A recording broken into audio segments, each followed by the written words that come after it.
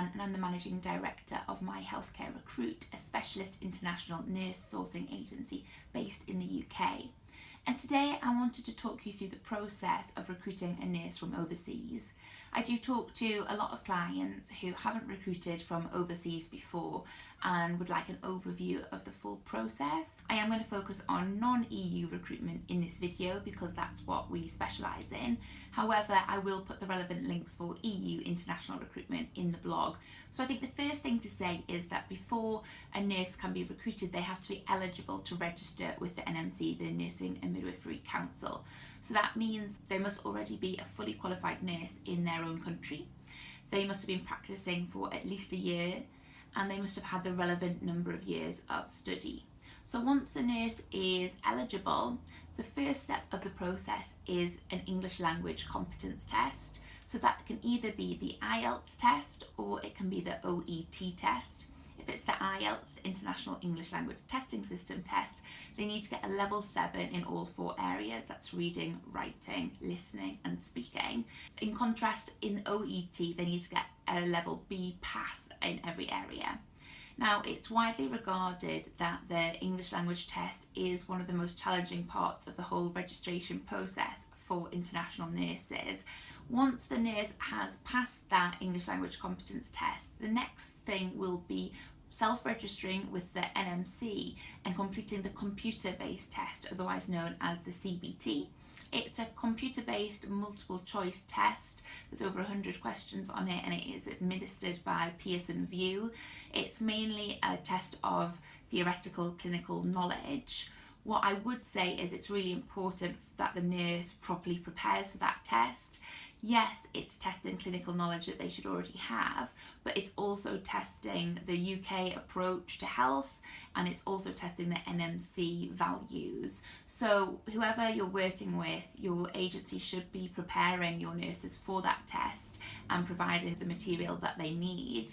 We do recommend that they revise for that test for at least a month because if they fail it, they're then not able to take the test again for a month. Once the nurses have then passed the CBT, they can move on and they can send off all of their documentation to the NMC to be validated. So that's things like their criminal record check, their education certificates, their work references. And once that has been turned around by the NMC, there is some administration time there. The nurse will receive their decision letter to say, you've passed part 1 of the NMC registration process, now you are ready to come to the UK.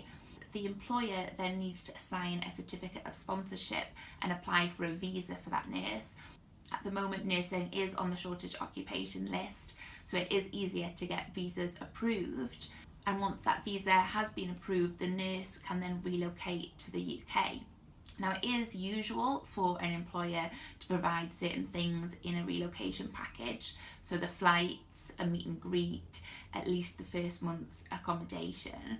But it's also really important to think about what support is in place for the nurse once they arrive. Because as much as they are very excited about building their new life and their new career in the UK, it's often also a very big move for them. And therefore making sure that the required support is in place to help them settle in well is really important.